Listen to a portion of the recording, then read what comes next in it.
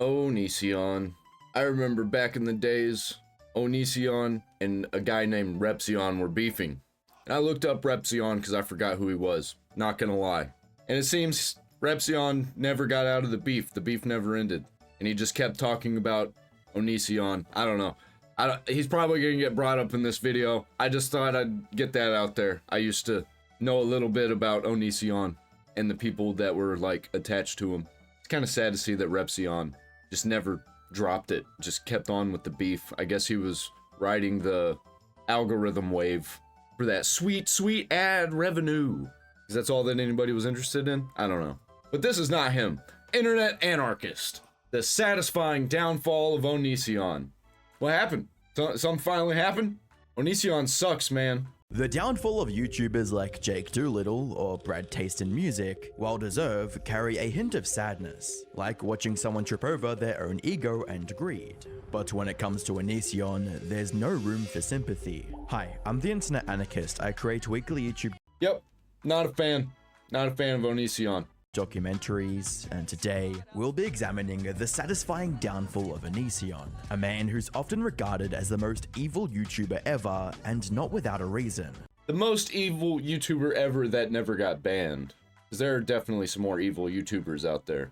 From abusing his partners to the point of giving them PTSD to chasing cupcakes. There's enough dirt on Onision that I can make a feature-length movie and still not have enough time to cover everything. However, where other YouTubers would disappear after receiving this much hate, Onision is still desperately trying to stay relevant. He is doing everything in his power to make a comeback. But as you'll see later, his luck has finally run dry. And dude actually looks like a movie star, and he probably could have been, if he wasn't such a piece of shit and completely insane. to fully understand Onision's horrible actions and eventual downfall, we have to start from the very beginning. Gregory James Daniel, aka Onision, started making videos on the internet before YouTube was even a thing. He had his own website called Mr. Odd, which he used to share his comedy sketches with the world. See, that's cool. That's a cool logo. That's a cool idea. I like the way that logo looks. He could have been cool. My car. VHix.com lets you design a car online. Coupe or a sedan? Coupe? And just a year after YouTube's launch, he jumped over to the new platform and continued making similar sketches for a brand new audience. However, he didn't see much success until September of 2009, when he posted— Oh, I can't gloss over the fact that, what the hell was that? What was this? Coupe? Why? And just a year after That was unnecessary. Old internet was fucking weird. YouTube's launch, he jumped over to the new platform and continued making similar sketches for a brand new audience. However, he didn't see much success until September of 2009, when he posted a video simply titled Banana Song. You're a what? I'm a banana! What happened to your clothes? I'm a banana! I'm a banana! I'm a banana! This instantly— I never want to hear that again. I like nostalgia and I like seeing old stuff that I used to like when I was a kid. I don't want to be reminded of that. I want that to exit from my brain. Went viral across the internet, amassing 95 million views to date, and becoming a cultural phenomenon at the time, similar to how the Harlem Shake became a trend a few years later. Stop with the dances. Stop with the songs. I don't want to hear any more about it. I'd like to pretend that all of that never happened. Soulja Boy, all that. From there, Onision started seeing 1 million plus views on every video he uploaded, which was considered a massive achievement at the time. And in order to fully capitalize on this popularity, he started diversifying his content, going from just skits and songs to including vlogs about himself and his relationships. I think that's where everything went wrong. Seems like it was kind of cool, kind of on the right path to be a successful old YouTuber. As soon as you start talking about yourself and getting people online that you don't know involved in your personal life, that's when the change happens. That's when you start going insane. He might have already been a little bit insane. Also launched multiple other successful channels, resulting in him gaining over 350 million views combined across YouTube. However, as his popularity soared, so did the amount of questionable content he started posting, like making over 20 videos mocking a girl suffering from an extreme eating disorder. Hi, I'm Eugenia Kun and I'm doing a cooking show. But first I'm gonna eat something on camera to prove to you guys that I do eat. And if that wasn't bad enough, he also created a series I know some stuff about Eugenia Cooney. I wonder how she's doing right now. Every so often I check up on her. Make sure she's still alive. That's morbid. Is where he rated the attractiveness of his often underaged fans. Yeah, this girl's like a 9.4. Super attractive. In these videos, he insulted girls he didn't find attractive. She's like 7 feet tall, and she has that horse teeth condition. Yeah, this is what I'm talking about. It's not pleasant. Yeah. He should have kept making content like that. I'm on board with that. So, you know, sometimes pictures are misleading. Even worse, when he showed interest in a girl, his comments crossed a line into deeply inappropriate territory. Another person who didn't put that much of themselves in the photo, but for their age, they're a pretty solid 9. Let's hope it doesn't all go to waste when they grow up. And while Whoa, okay. I think really he was just trying to tell edgy jokes right there, but who knows, man. There was something deep in his brain, especially with the context of knowing what happens later. we can see the sheer creepiness in his content today, many of his fans weren't aware of it back then. Like this one person who wrote, "It's so sad that I never realized how f***ed up these videos were when I was younger." Oh, I definitely knew. How did you not know? How could you not tell? Another person even admitted to submitting their own pictures in the past, which raises the question of why. Why would these girls willingly send pictures of themselves to a weirdo? Well, they didn't see him as creepy. To them, Onision was a popular YouTuber, someone they admired. They were looking for validation, and he exploited that vulnerability for his own gain. They thought he was attractive. And that's it. Women will do all kinds of insane things when they think a guy is attractive. Just look at the whole Luigi Mangione situation. Had girls lined up just to see a glimpse of Luigi. It's crazy. That's not to say everyone loved this degrading content. Many viewers actually called him out. However, instead of apologizing or fixing his behavior, Onision almost always doubled down while projecting the idea of him being in the right. For instance, when some of his fans questioned his intentions behind these rating videos, Onision presented himself as nothing more than a brutally honest person. Someone Yeah, he was brutally honest, like how he was talking about that child earlier. Nothing but honesty there. who had the guts to say what others were too afraid to say. And sadly, this act worked for the vast majority of his viewers, who idolized his quote honesty, and overlooked the many problematic aspects of his content. But as these fans would find out years later, these videos were never about telling the truth or being honest. Instead, they were a way for Onision to fulfill his sick, perverse desires. And despite the occasional backlash, Onision managed to maintain a relatively positive online presence. It's always the dudes that look like that. It's always the blood on the dance floor types. I wish I didn't know who that was. For the next several years, and it wasn't until 2019 when the first domino fell, signaling the beginning of his downfall. In September 2019, a girl named Sarah came forward accusing Onision of and abusing her for years. Wow, I didn't know about this. I kind of stopped paying attention around like 2016. I just never thought about this whole situation ever again. Oh, yeah, I didn't know it got worse. That's crazy. Totally could see it coming, though. Sarah first started watching Onision videos when she was just 12 years old. By 13, she was already interacting with him and his then partner Lainey, who now goes by Kai online. How old were you when you first started tweeting Onision? Holy shit, it's Blair White. Blair White it somehow made himself into my channel again. Blair White always inserting himself into my channel. Crazy. I'm saying himself because Blair White don't give a shit. And Onision's at the time wife, Lainey. When I started tweeting them, I was 13. Kai and Onision kept talking to her over the next couple of years, but as time went on, their conversations started becoming more and more inappropriate, with Kai even sending explicit pictures to Sarah. Were there ever any inappropriate text messages sent from Kai, who again is Onision's partner, to you? Yeah, we would make like sexual jokes to each other. We would joke about we would, make jokes about us being together. But he would send me like pictures of like him without the top on. In one tweet, Kai even commented how he was quote her nut. That's so fucked. Dude is so cooked, man. How is he still allowed to be on the internet?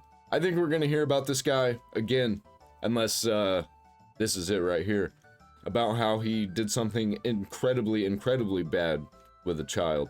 If you catch my drift, try not to get caught by the YouTube censors. Nicely. During this time, Sarah started having trouble at home. Kai and Onision saw this as the golden opportunity and invited her to live with the two of them. And while she was reluctant at first, she eventually agreed. This turned out to be the biggest mistake of Sarah's life.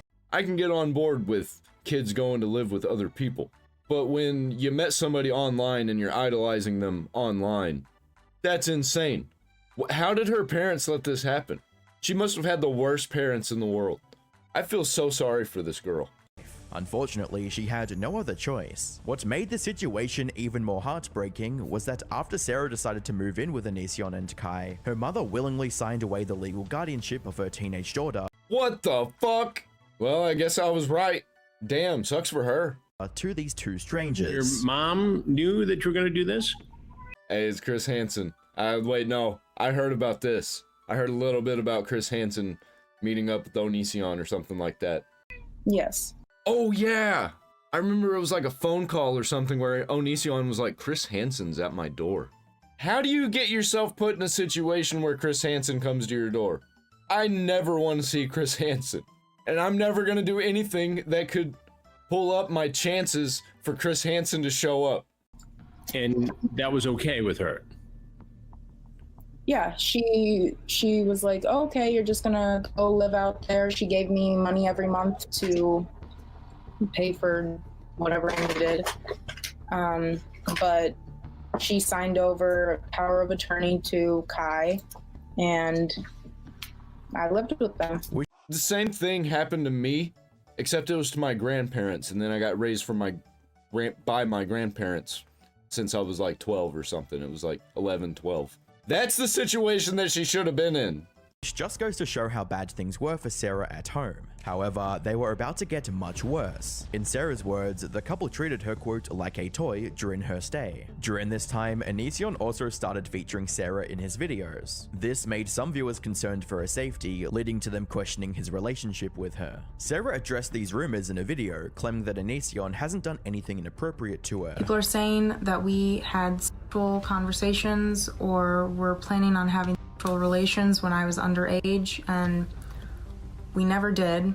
You think you never did, but sexual relations doesn't mean straight up sexual intercourse. It can mean manipulation and grooming. And that's straight up what happened in this situation. That's crazy. Treating her like a toy. What does that even mean? Like a pet. Like they want to show her off to everybody and like dress her up and play with her. Fucked up, man. Fucked up. I don't know why people are now saying this and bringing up old screenshots that have already been addressed. But as she later revealed, she didn't make that video by choice. Onision practically forced her to do it. And I know that in the video that he posted online, I basically was like, oh, nothing is going on, guys. But he wanted me to make that video, and he like really pressured me into making it, and I really didn't want to. He seems like the type of person that would pour milk on the floor and then get mad and make her clean it up while he watched.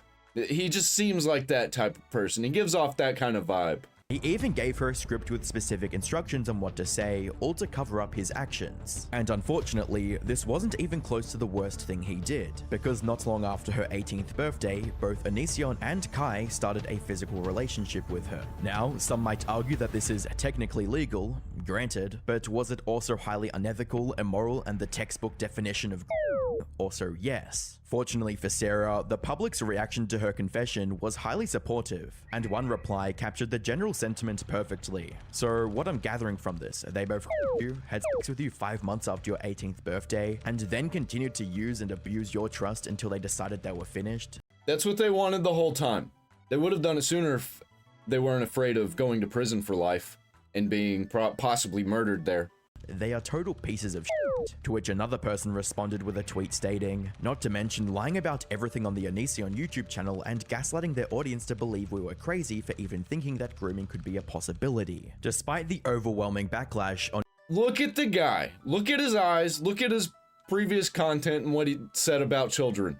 100% that's what was happening. Onision and Kai tried to deny everything. Kai even made a video dismissing Sarah's claims, even though there's plenty of evidence showing the truth. Said that something has happened with her, or I did something with her, or I cuddled in bed with her. that none of that has ever happened. Never. However, Sarah's confession was a wake-up call for everyone who had turned a blind eye to Onision's creepy antics over the year. The floodgates were now open, and despite Onision's efforts to hide his vile actions, there was nothing he could do to stop the wave of accusations coming his way. Over the next few days, a total of 6 victims of Onision came forward with their own stories, each worse than the last. One of the most notable among these victims was a girl named Shiloh, who endured even more torture than Sarah. Shiloh was a Canadian pop star who at one point went double platinum for a song Operator, and just like most other fans, Shiloh learned about Onision after coming across his Banana song video. From there, she binged all of his content and became a mega fan, before contacting him via email. After learning about Shiloh's status as a celebrity, Onision replied to her, and the two started talking on Skype daily for up to 10 hours a day. Dude just likes to talk to teenagers, I guess. Was she a teenager? I don't know. I missed that part. Pop stars can be teenagers. She seemed like a teenager. Seems like he likes to go after. For about 8 and 9 months. It was... Well, she's talking to Chris Hansen, so I'm assuming she was a teenager. Between like January and December of 2011. And we ended up talking about like pretty much all day, all of the waking hours. And on December 27th, 2010, Onision drove out to meet Shiloh, who was only 17 at the time, while he... I think that he just wanted a young girlfriend. He might not have even actually wanted to do bad things to her. He probably just wanted a young girlfriend that he could talk to. And that's still really fucking creepy. Was pushing 25. But before they met, Onision did something that left no doubt about his true nature and cemented him as a pure PDF file. He chose to meet her in Pennsylvania because of his lower age of consent. Before he made his way there, he had explained to me that we could get in a lot of trouble. Into a lot of trouble. Yeah, he explained to me we could get in a lot of trouble, and then he had to check the state laws before he came. Because of your age. Because he knew we were going to sleep together. And similar to what he did with Sarah, Onision waited for Shiloh's 18th. Yeah, that's what I was saying. Waiting until they're an adult because they know, he knows what they do to the chomos in the prison system. Birthday and moved in with her a month later. And just like before, things went south fast. He isolated Shiloh from her friends and family while becoming extremely neglectful and hostile. This mistreatment was bad enough to cause Shiloh to have a seizure, and instead of calling an ambulance, probably because the previous girl kind of let it happen more, and this girl was probably more combative and not as likely to listen to him, to listen to his demands, and be exactly how he wanted her to be. I could see it. Onision thought it was a good idea to film her in a disoriented state and post it online with a clickbait title, Shiloh Forgot Me. Unfortunately, last night when I was editing today's video, an unfortunate event occurred which involved both Shiloh and I. You said you want to make a rainbow? Yeah. Why aren't you looking at the camera? Make a rainbow. Do you know what my name is? Shiloh?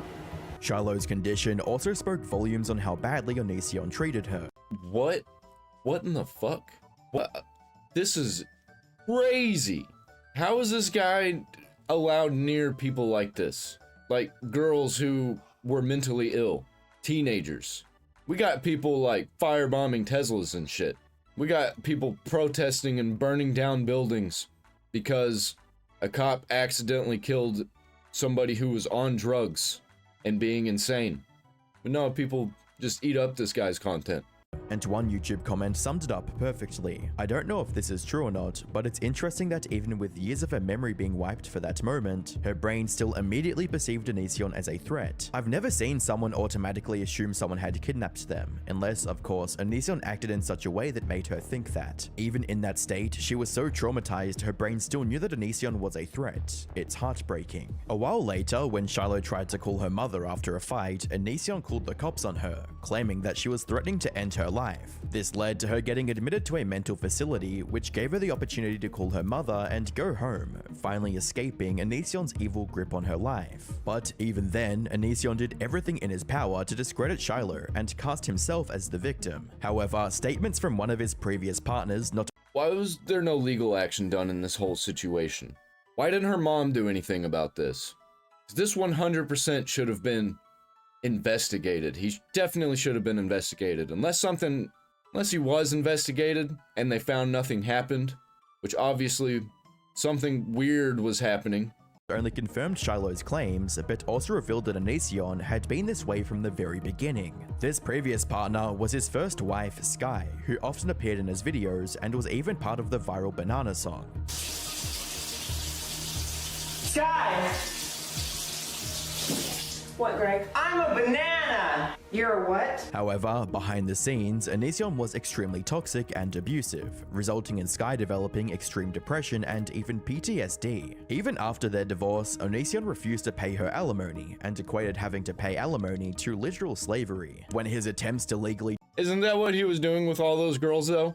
Literally slavery? dodge the payments failed, he threatened to begging Sky to stop taking the money. He claimed that Sky didn't deserve any alimony because he built his career on his own, completely ignoring the fact that she was a practicing nurse and he made her quit her job to help with video production. And to top it all off, near the end of their relationship, he was even cheating on Sky with Shiloh. Thankfully, Sarah's confession in 2019 gave Onision's victims the courage to come forward. Finally, he was being held accountable for his years of abusive behavior. Soon after Sarah's allegations came out, the case got the attention of one of the internet's most well-known predator catchers, Chris Hansen. Chris immediately began collecting evidence and interviewing Onision's victims one by one. Chris Hansen out here doing God's work.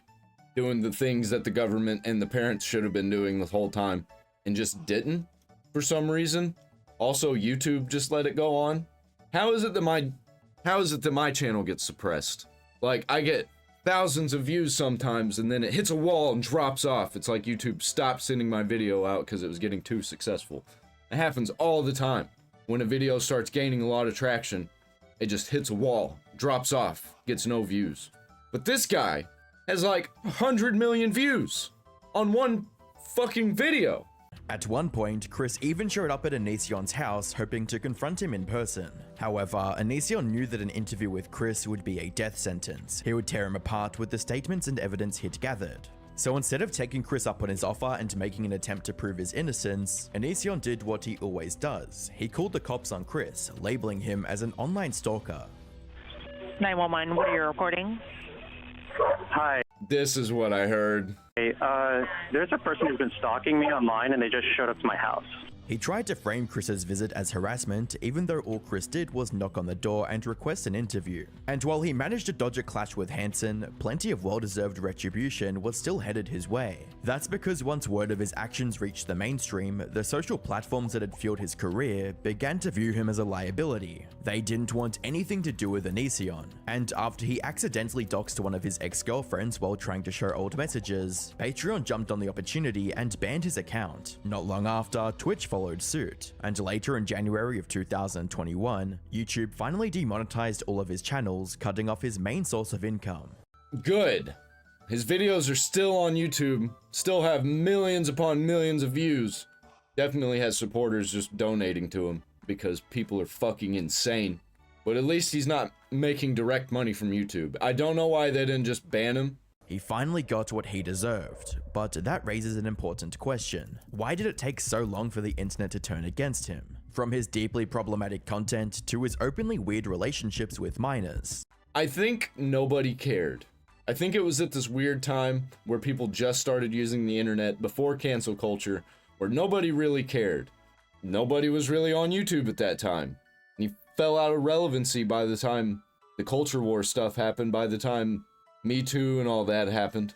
The clues hinting towards his darker secrets were right in front of everyone. In a world where massive YouTubers can get cancelled for so much less, how did Onision manage to survive for so long? Well, the answer to that lies in Onision's somewhat unique way of handling criticism. As I briefly mentioned earlier, every time he received some backlash for any reason, he refused to take accountability. In his eyes, everyone who spoke out against him was nothing more than a hater. And to a large portion of his young, impressionable audience, his ability to brush off backlash seemed like a show of strength, something to be admired. And Mr. Beast was told by many YouTubers, take accountability, take responsibility for what you've done, and everyone will love you.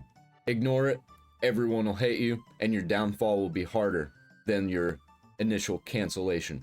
But that was only the tip of the iceberg, because Onision was also a master at manipulating his audience. For starters, he would often throw exaggerated, almost cartoonish tantrums that made it difficult to figure out if he was genuinely upset or just mocking his critics. We're gonna disable his Patreon! Wow! Wow, you would really do that! You would really do that!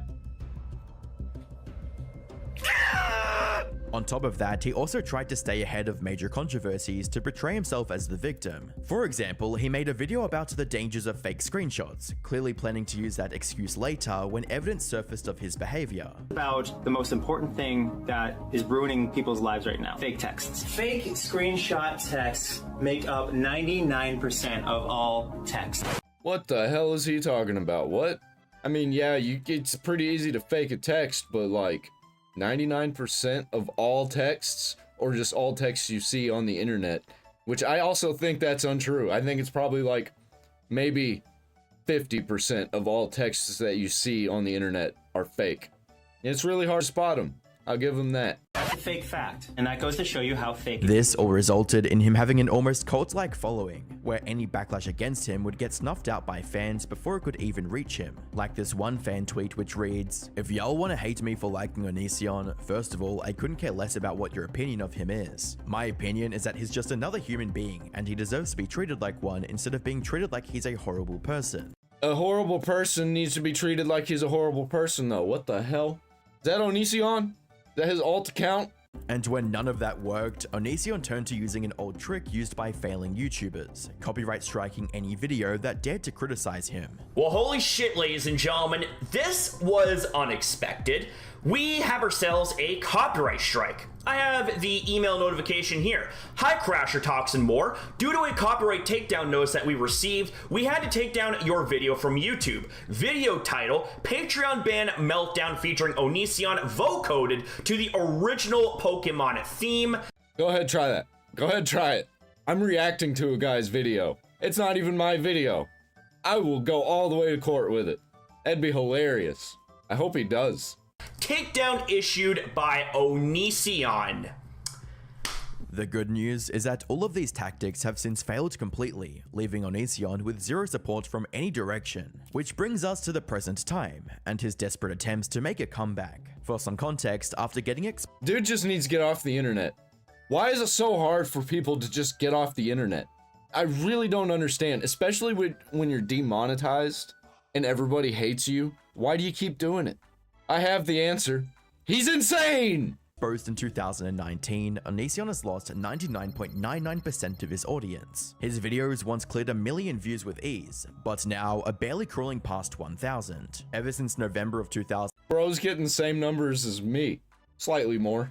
Damn, the day I overtake Onision in views is the day I consider myself a success. 2024, he's also filled his YouTube channel with AI-generated slop that ranges from weird to downright disturbing. But perhaps his most pathetic move was trying to stage a comeback on TikTok. He probably thought he could start fresh on a new platform. Hey, Onision! Hi! Nobody likes you. Okay. Hey, Onision! No one likes you! No one likes you! But what he failed to realize is that even if he could somehow escape his rotten reputation, no one on that platform has any interest in his outdated style of content. Yeah, I was gonna say, that was kind of like 2006, 2010 style content. That was like 9th grade style content from 2010 at that. And I say that because I was in 9th grade at that time. Maybe 10th grade. Was it 9th grade or 10th grade? I don't remember. Oh, I might have been in 8th grade. Yeah, I was in 8th grade. And I knew some people that were into videos like that. With comments under his TikToks reading, "Just put my fries in the bag, bro." And almost 30, isn't he like 45 or something? It's obvious he's trying anything he can think of to make money, all to cover the legal fees from the numerous lawsuits that have piled up against him. But is there any hope for Onision at this point? No, not really. Seeing how his attempted comeback on TikTok has failed already, it will only get worse for him. From what I've seen, even if he manages to avoid jail time, he's likely going to be heading down the same path as EDP445, where people on the internet would track him down to ruin his life no matter where he goes. True. I'm glad for it. Dude's a creep and needs to stay off the internet. He's a danger to society and to children.